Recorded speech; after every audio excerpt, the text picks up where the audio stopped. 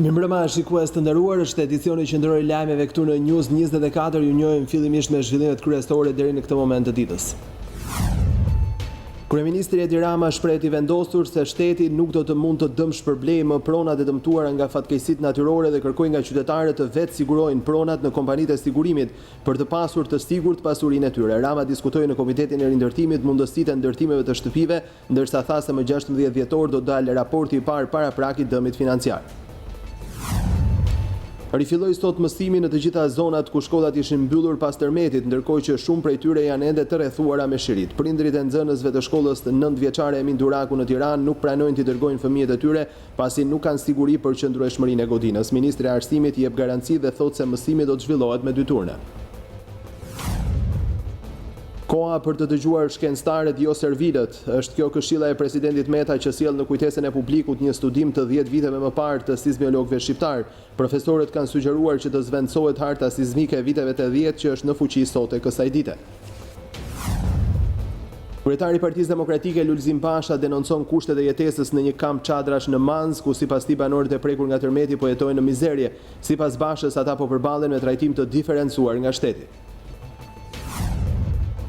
Banorët e fshatrave të Durrësit dëshmojnë se si kanë përjetuar kurrë në jetë ndjesitë dhe frikën që shkaktoi tërmeti i 26 nëntorit. Mes dëshmive është një 100 vjeçar i cili thotë se ato sekonda ishin më të tmerrshmet që kishte ndjerë ndonjëherë, ndërsa të tjerët rrëfyen se si në pak sekonda ju përpiu toka një kat banese.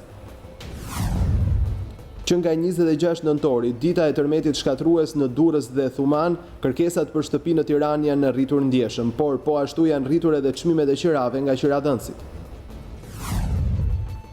Një tërmet me magnitudë 4.5 i shkallës Richter u regjistrua në zonën e Firenzës. Lëkundjet u ndjen në orën 4:37 të mëngjesit dhe vazhduan për orë të tëra, ndaj banorët dolën të alarmuar në rrugë.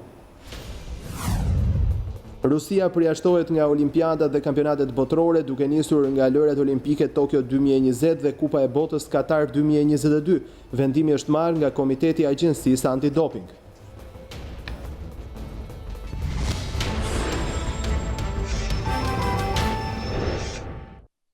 E nisim me lajmin e fundit. Një 29 vjeçar është qelluar për vdekje me armë zjarri nga një 60 vjeçar. Ngjarja është shënuar pak çast më parë në qytetin e Kavajës. Për të mësuar më shumë ne do të lidhemi tani me gazetarin Kelmend Baçi. Kelmend, mirëmbrëma. Mirëmbrëma. Çfarë ka ndodhur konkretisht dhe çfarë dim deri tani, Kelmend? Gjevdet Leqini, 60 vjeç, ka qelluar me armë zjarri si të shifte 29 vjeçarin Marius Ismailaj, duke e lënë atë të vdekur në vend. Kjo është ngjarje ndodhur rreth pak minuta më parë këtu në lagjen numër 2 të qytetit të Kavajës, ku 29 vjeçari ka mbetur i vdekur për shkak të një të shtëne me armë nga 62 vjeçari Leqini. Sipas informacioneve parafrake të siguruara nga ana e policisë së Kavajës, dyshohet arsyeja kryesore e këtij konflikti mësohet të jetë për motive të dobta, sepse të dy personat kanë qëndruar së bashku në një bar, aty ku ka ndodhur edhe vrasja, dhe kanë qenë duke konsumuar alkool.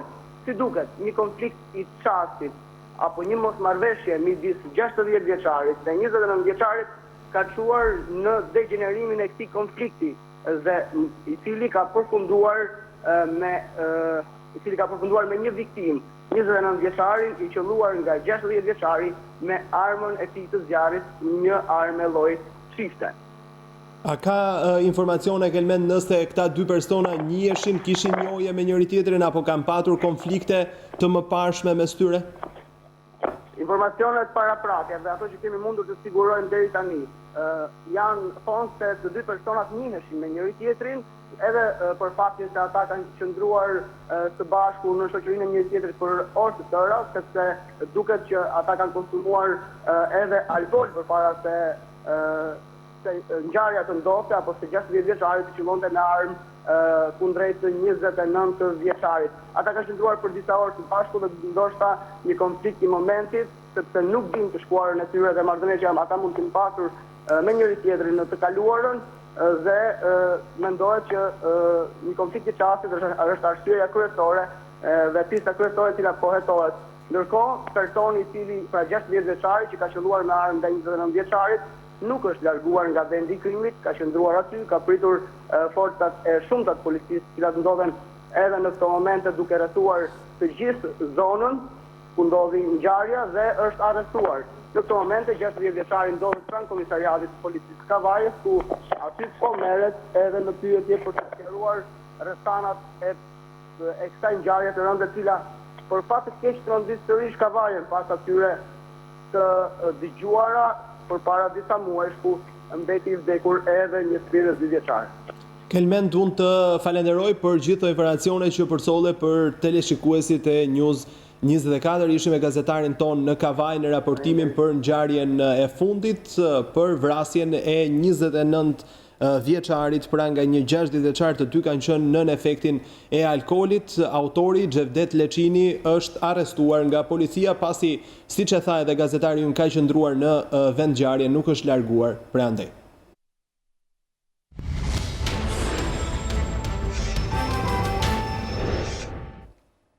Do të vjojmë tani me informacionet e tjera të ditës. Kryeministri Edi Rama shprehet i vendosur se shteti nuk do të mund të dëmshpërblejë pronat e dëmtuara nga fatkeqësitë natyrore, por kërkoi nga qytetarët që të vetë sigurojnë pronat në kompanitë e sigurimit për të pasur të sigurt pasuritë e tyre. Rama diskutoi në Komitetin e Rindërtimit në lidhje me mundësitë e ndërtimeve të shtëpive, ndërsa tha se më 16 dhjetor do të dalë edhe raporti i parë paraprak i dëmit.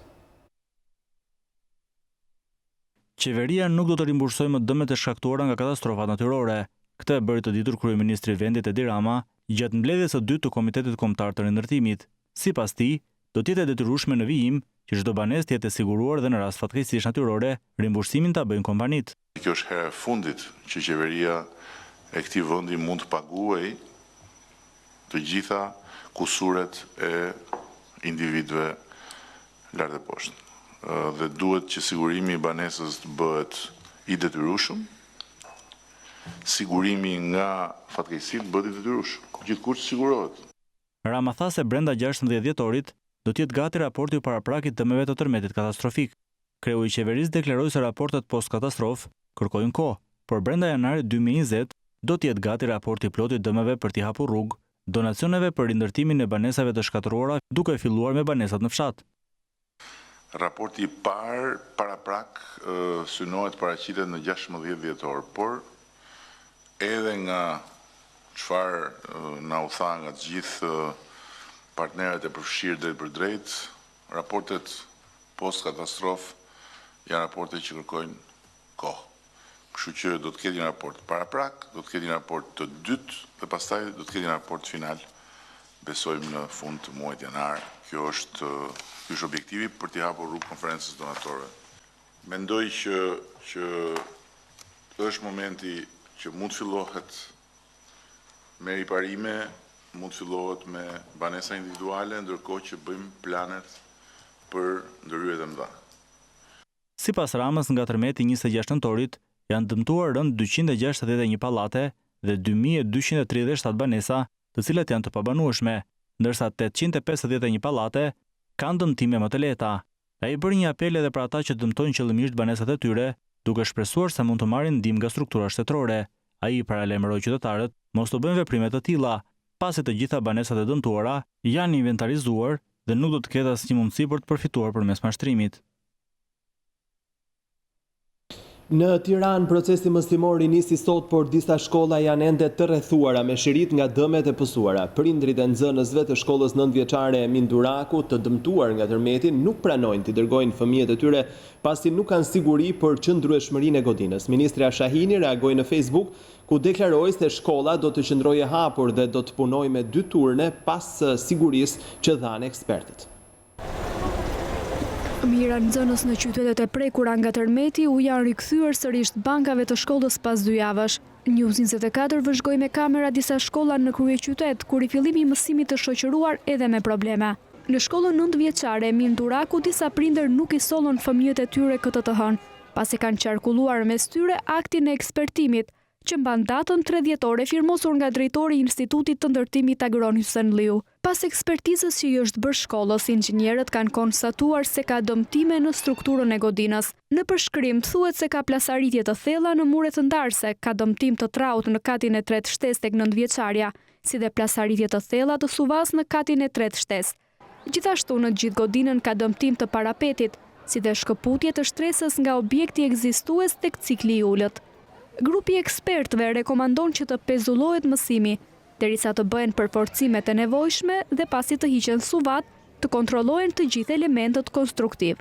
News24 pase në pjesën e re të shkollës ishte vendosur shiriti, e ndërsa nxënësit e shkollës e Minduraku vijonin mësimin normalisht në një pjesë të godinës, 40 prindër kërkonin nga Ministria e Arsimit të vihet në dispozicion certifikata e sigurisë për gjendjen fizike të ndërtesës së shkollës. Prindrit thonë se nëse nuk merren masat e nevojshme, fëmijët e tyre do të bojkotojnë shkollën deri në garantimin e sigurisë fizike. Nuk e kam sjell. Pse? Sa kohë nuk ka një akt konstatimi dhe inspektimi nga Ministria e Arsimit apo Bashkia, që normalisht duhet ishte nga Bashkia, nuk jam i sigurt nëse kjo shkollë është e sigurt fizikisht. Deri në premte në darkë, situata ka qenë që nuk do bësh mësim, do bësh në 2 shkolla të tjera, se çka ka ndodhur në fundjavë, një zot e di që sot ka filluar mësimin.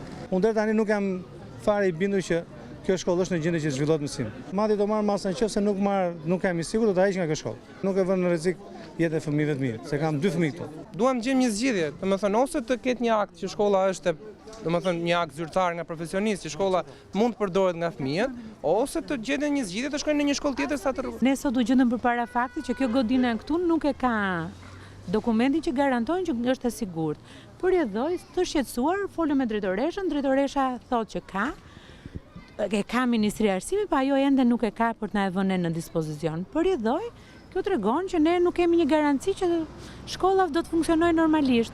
Ne do të jemi në pritje çfarë do ndodh me fëmijët tanë. Kjo është përgjigjja që kemi deri tani. Ndërkohë News24 siguroi akt konstatimin më të fundit të shkollës që mban datën 4 dhjetor, në të cilën përshkruhet gjendja e godinës rrethuar me shirit, e cila cilësohet si e pabanueshme. Në këtë akt ekspertimi rekomandohet të bllokohet aktiviteti në pjesën e re pranë në shtesën e shkollës. Në dokumentin e firmosur nga inxhinier agron Hysen Liu, drejtori përgjithshëm i Institutit të Ndërtimit, nuk thuhet gjë për pjesën tjetër të godinës ku aktualisht zhvillohet mësim. Ndërkohë shiriti është vendosur edhe gjimnazit Sami Frashëri, ku po kryen ndërhyrje në tavanin e katit të 3. Nxënësit e vitit të 2 dhe të 3 të kësaj shkolle po zhvillojnë mësimin tek gjimnazi Çajupi, ndërsa viti i parë tek gjimnazi Qemal Stafa. Gjimnazi Ismail Qemali gjithashtu ka boshatisur palestrën e cila shërbeu gjatë këtyre ditëve si qendër emergjencave, ndërsa nxënësit kishin mendime të ndryshme për rikthimin në shkollë. Thënë të drejtë më shumë të përmallit për shoqërinë në shkollë, por edhe të mësosh ndonjëherë varet nga tipi. Për mua personalisht më mori pak malli, me thënë drejtën, sepse kam lënë që i pëlqej shumë. Të kish marrë malli për shkollë? Jo. Pak. Jo. Shumë. Pak. Ka munguar shkolla këto ditë që keni qenë pushim? Po, themi drejt. Jo. News24 ishte edhe në shkollën 9-vjeçare Kongresi Lushnjës, këtu procesi mësimor nisi normalisht, ndërsa drejtoresha e shkollës tha jashtë kamerave se ishin kryer rregullimet e nevojshme në një pjesë të murit siç shikohen nga fotot. 4 grupe ekspertësh thanë se shkolla Kongresi Lushnjës është e sigurt për vijimin e procesit mësimor. Kujtojmë se nga tërmeti me magnitudë 6.4 që la pas 51 viktima dhe qindra objekte të shkatruara u dëmtuan rënd 30 shkolla, të cilat kanë dalë jashtë funksionit. Ndërkohë që 15.000 nxënësve të tyre do t'ju mundsohet transferimi në godina të tjera të quajtura shkolla pritëse. Të dëmtuara në Tiranë janë 8 shkolla: Sami Frashëri, 16 Shtatori, Lazgush Poradeci, shkolla Pajun, Peze Vogël, Murat Optani, Musine Kokalari dhe Kopshti Tufin. Të gjitha shkollat dhe kopshtet janë nënshtruar ekspertizës së inxhinierëve të Institutit të Ndërtimit. Në urdhrin për fillimin e procesit mësimor, Ministri e Arsimit Besa Shahini ju ka kërkuar shkollave private të pajisen me akt konstatimi nga Instituti i Ndërtimit si kusht për inisjen e procesit normal mësimor. Mësimi nisi sot edhe në Universitetin Aleksandër Mojstiu në Durrës. Studentët ju rikthyen këtë të hënë auditoreve në Durrës pas tërmetit e 26 nëntorit që tronditi vendin. Në respekt dhe kujtim të viktimave, 51 student kanë mbajtur në duar 51 trëndafila të bardhë. Ndryshe nga Universiteti i Tiranës, studentët e Universitetit Aleksandër Mojsiu në Durrës ju rikthyen këtë të hënë auditorëve, pas tërmetit të 26 nëntorit që tronditi vendin.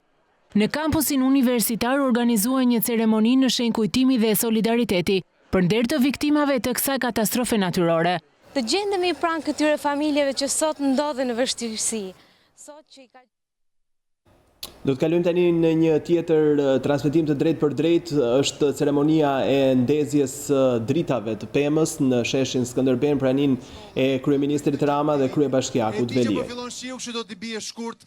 Ne kishim shumë, ky ka qenë një vit shumë i vështirë. Është viti i 99 i Tiranës së kryeqytet. Ne mbushim 100 vjeç vitin tjetër. Dhe le ta pranojmë, nuk e mbyllëm shumë kollaj këtë shekull. Ishte një shekull që në fund fare na rezervoi një nga fatkeqësitë më të mëdha të vendit tonë. Jo vetëm në Durrës, në Thuman, po edhe këtu në Tiranë ndjen shumë dhimbje, ndjem shumë trishtim, patëm shumë fëmijë që u mërzitën. Po e di çfarë? Kur po pyesja dhjetin që na ka ardhur sot të na nderojë me prezencën e tij, çfarë do bëjmë në këtë situatë? Vendimi ishte jo vetëm për Tiranën, por për gjithë kryetarët e bashkisë, që ne duhet i ndezim dritat, ne duhet sjellim shpresën, duhet të ketë gëzim në qytet, duhet që energjia pozitive të na kaplojë, patjetër do respektojmë të gjitha ato ngjarje, patjetër që do trajtojmë me shumë dinjitet të gjitha vështirësitë, por mbi të gjitha duhet të kujtojmë secilit që jeta vazhdon. Jeta është e bukur dhe nëse mësuam diçka në fund të shekullit parë si Tirana kryeqytet, është që ne jemi të fortë kur jemi bashk. Ne mund të rrëzohemi shpesh, po ne edhe ngrihemi shpejt. Dhe ka ardhur momenti që pas këtij rrëzimi të madh që patëm para 2 javësh, ne të ngrihemi. U ngritëm, filluam çerdhet, kopshtet, shkollat, filluam rindërtimin, filluam jetën normale dhe sot jemi gati të ndezim dritat në Tiranë. Dua që me një super duratrokitje, me një super brohoritje, ftojmë dhjetin që ka qenë gjithashtu kryetar bashkie. Dhe di fare mirë magjinë e festave, sidomos tek fëmijët. Po si ka mundësi që hapni çadrat tani që do ndizën dritat, po mbyllin edhe çadrat. Është një lloj shiu shumë i mirë ky. Mos keni frikë nga ky shiu, mbyllin edhe çadrat. Mbyllin edhe çadrat se nuk jeni sheqer që shkriheni. Shumë të ëmbël jeni, po sheqer nuk jeni. Ja, urdhë. Gratë mbyllin çadrat, burrat në çadër. Gjithsesi,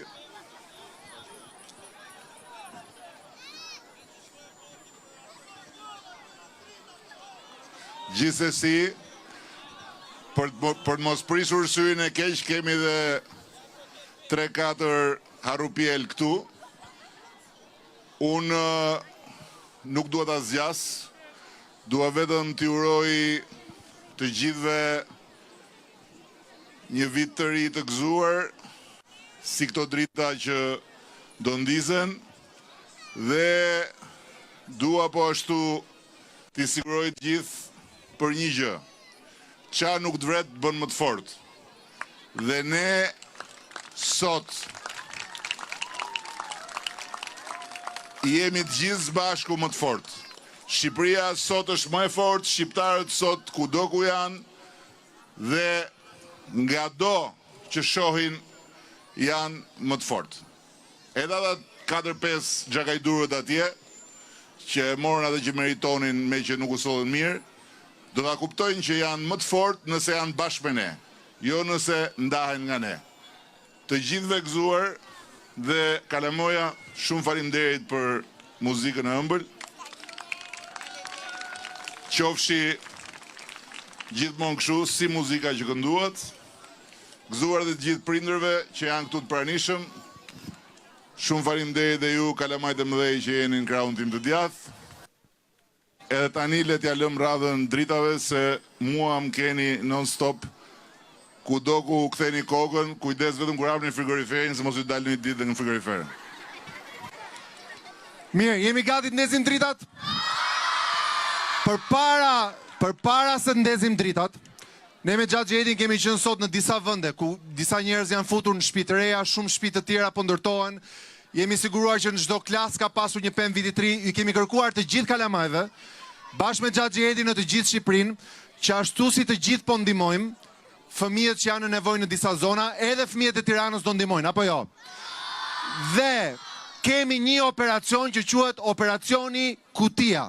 Secili për jush do marrë një kuti bosh këpucësh dhe do ta mbushim me lodra, me lapsa, me stilolapsa, me fletore, me gjëra që do donte t'ja bënte dhurat një çuni ose një goce në Durrës, në Thuman, në Kruj, në Laç apo në Vorë. Sa prej kalamajve do e bëjnë këtë kutinë e dhuratave për një shokun dhe shoqen e tyre? Bravo! Tani, nëse, siç po merret qeveria dhe gjithë të tjerët, do punojnë për shtëpit edhe për gjithë sistemimet e tjera, nëse dhe ju do na ndihmoni që të bëjmë nga një dhuratë për të gjithë kalamajt që janë në zonat e prekura, ky do jetë realisht viti i ri më i bukur në botë, apo jo? Po. Tani, dim të numërojmë parç, 1, 2, 3? Okej, një pyetje e vështirë, dim të numërojmë mbrapsht? Atëherë do provojmë sa dim të numërojmë mbrapsht, duke filluar nga numri 10 deri ke 1 që të hapim dritat. Kthehemi këtej, gati? 10, 9, 8, 7, 6, 5, 4, 3, 2, 1. Gëzuar festat, faleminderit të gjithëve. Një vit i mbar, solidar dhe bashkë dhe afër me njëri tjetrin. Grupi bravo.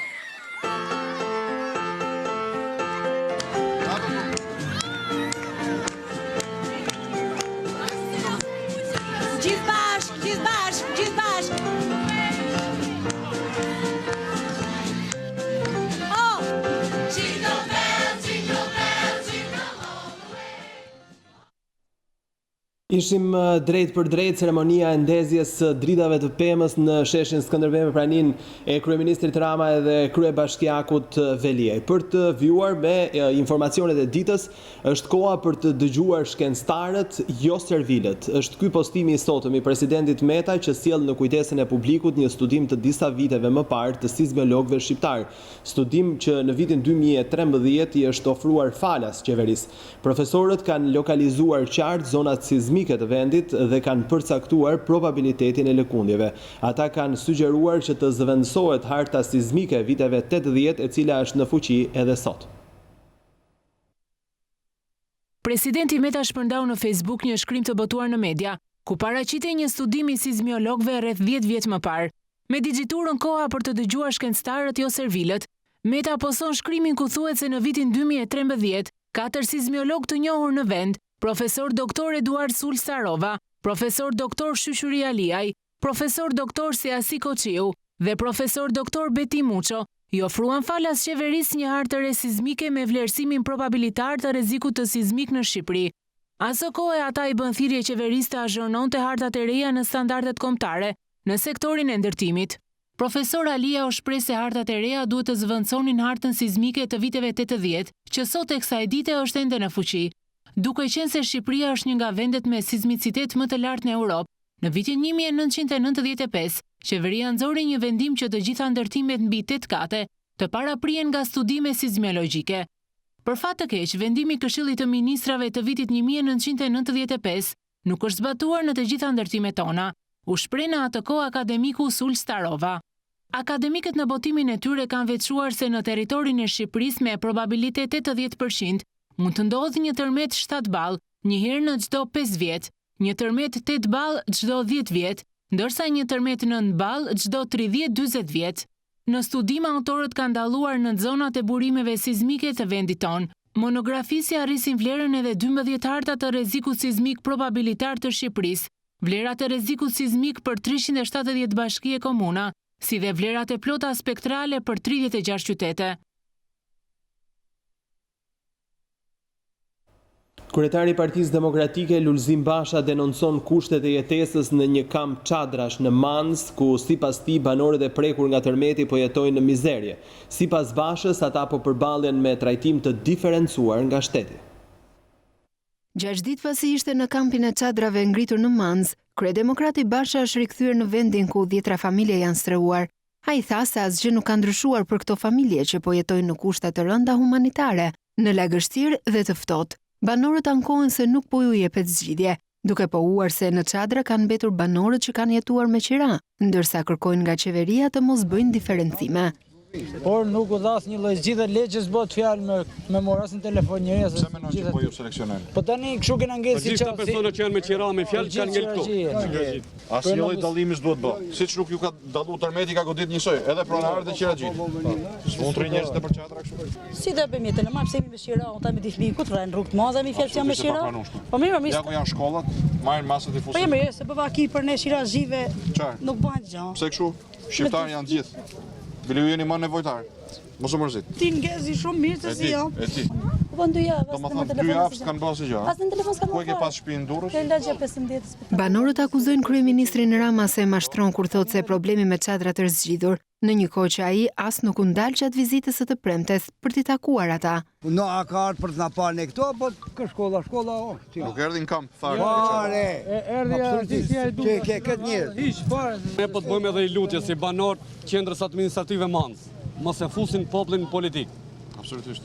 Tu me të vërtet jemi në gjendje të mirëshme. Vend dorën zemrët na ndihmojnë edhe neve, se ne si gjithë tjerë, pavarësisht se jena me qira. Gjatë kësaj vizite kreu i opozitës ka tentuar të komunikojë me shtabin e emergjencës, i vendosur në shkollën e Manzës, por e ka gjetur derën të mbyllur.